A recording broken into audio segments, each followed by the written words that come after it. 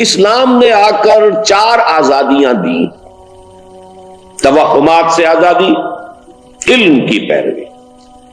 البتہ علم 2 ہے، either revealed guidance or the scientific physical knowledge that you gain through your senses and employing your faculty of reasoning and inferring. یہ 2 knowledges. العلم و علمان، ابن خلدون کا یہ مقولہ بہت عمدہ ہے. العلم و علمان، علم 2 قسم کے. پھر یہ کہ بادشاہوں نے غلام بنایا ہوا تھا. بادشاہوں کو کوئی حق نہیں غلام بنانے کا. انسان آزاد ہے. یہ غلام ہے صرف اللہ کا.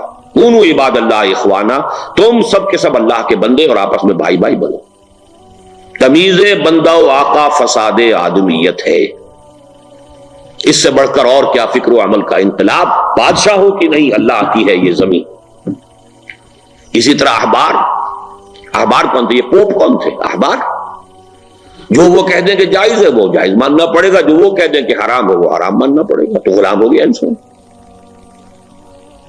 Pope used to rule by decrees. جیسے ہمارے ہاں آج کل کہا جا رہا ہے کہ ساری حکومت جو ہے وہ آرڈیننسوں پر چل رہی ہے. بڑا پیارا جملہ کہا ہے حافظ حسین احمد صاحب نے پچھلے دنوں. کسی ایوان صدر جو ہے وہ آرڈیننس ڈپو بن گیا ہے. وہ آرڈیننس جو ہے وہ اسلحہ والا ہوا، یہاں آرڈیننس. تو بہرحال لفظی جو ہے ان کے اندر میں نے دیکھا ہے یہ از اے ویٹی پرسن، تو الفاظ کا وہ اچھا یہ کھیل لیتے ہیں کہ اب یہ ایوان صدر جو ہے آج کل آرڈیننس ڈپو بن گیا. روز جو ہے آرڈیننس چلے آ رہے ہیں، اس لیے کہ پارلیمنٹ میں آ کر کوئی قانون پاس کرانے کی تو ہمت ہے نہیں گورنمنٹ کے اندر. تو ڈکری جو تھی یہی تھا. پوپ جس چیز کو چاہے جائز قرار دے دے، جس چیز کو چاہے ناجائز قرار دے. نام کے مسلمانوں میں بھی ایک پوپ ہے، اس لیے کہ اسماعیلی بھی اپنے آپ کو مسلمان کہتے ہیں، لیکن ان کے ہاں بھی پوپ ہے. ان کا حاضر امام جس چیز کو چاہے حرام قرار دے سکتا ہے اور قرآن کی جس حرام کردہ شے کو چاہے حلال قرار دے سکتا ہے. He has all the authority. He is معصوم، infallible امام. He has all the authority. اچھا، اس سے نجات دلائی رہبان سے. راہبوں نے جس طریقے سے کہ لوگوں کو اپنا غلام بنایا ہوا تھا، ان کی جیسا کہ آپ سورہ توبہ میں آیت پڑھیں گے، ان کثیر من الاحبار والرہبان لیاکلون اموال الناس بالباطل. یہ احبار اور رہبان، راہب اور یہ علماء، یہ لوگوں کا مال ہڑپ کرتے ہیں ناجائز طریقے سے. ہماری خدمت میں نذرانے لاؤ.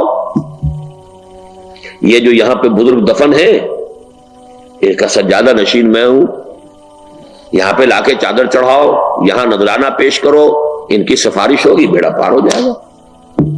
یہی تو غلامیت تھی نا. نصف لی و نصف لک وہذا قوم جاہلون. یہ دنیا میں ہمیشہ سے یہ غلامی رہی ہے کہ ایک طرف بادشاہوں کی غلامی اور ایک طرف مذہبی غلامی. ایک طرف بادشاہ بیٹھا ہوا، راجہ بیٹھا ہوا ہے، یہ چندر بنسی ہے، یہ سورج بنسی خاندان ہے، یہ دیوتاؤں کی اولاد ہے، دیوتاؤں کی نسل ہے. کسی کا کاؤنٹر پارٹ یورپ میں تھا divine rights of kings. Kings have divine rights. مسلمانوں نے کہا ذل اللہ السلطان ذل اللہ فی الارض. سلطان تو آسمان کا، اللہ کا سایہ ہوتا ہے. یہ سب ایک چیز ہے. فلسفہ ایک ہے، فکر ایک ہے، نظام ایک ہے، سوچ ایک ہے. لیکن دوسری طرف کوئی پیر ہے یا پروہت ہے یا پادری ہے یا پنڈت ہے یا پجاری ہے، یہ سب پے سے شروع ہوتے ہیں الفاظ. یہ نوٹ کر لیجیے، تمام الفاظ پے سے. پجاری بھی، پنڈت بھی، پیر بھی، پوپ بھی، پادری بھی، پروہت بھی، ایوری تھنگ پے. یہ جو پے ہے یہ اب اڈا جما کے بیٹھتے ہیں کہ یہاں جو بت ہے یہ بت. نذرانہ لاؤ، پیش کرو. نذرانہ جاتا کہاں تھا؟ اس بندر کے خزانے جو تھے، جو سومناتھ کا بت جب توڑا ہے اور اس بندر کے اندر سے کیا کچھ نکلی ہے دولت، اور کتنی عورتیں برآمد ہوئی ہیں جو وہاں پر دیوتاؤں کی خدمت، دیوداس. لیکن یہ دیوتاؤں کی خدمت جو تھی وہ اصل میں تو خدمت کرتے تھے ان پنڈتوں کی اور پجاریوں کی خدمت کرتی تھی. یہی کچھ ہوا یورپ کے اندر. موناسٹریز ہیں، بیٹھے ہوئے ہیں، راہب ہیں. ویسے تو شادی نہیں کی ہے، لیکن تہخانوں کے اندر حرامی بچوں کی قبروں کی جو ہے وہ پوری کی پوری قطاریں لگی ہوئی ہیں، دفن ہے بچے. یہ 4 تھی جن میں کہ نوع انسانی جکڑی ہوئی تھی، 4 غلامیاں. اسلام نے ان سے آزاد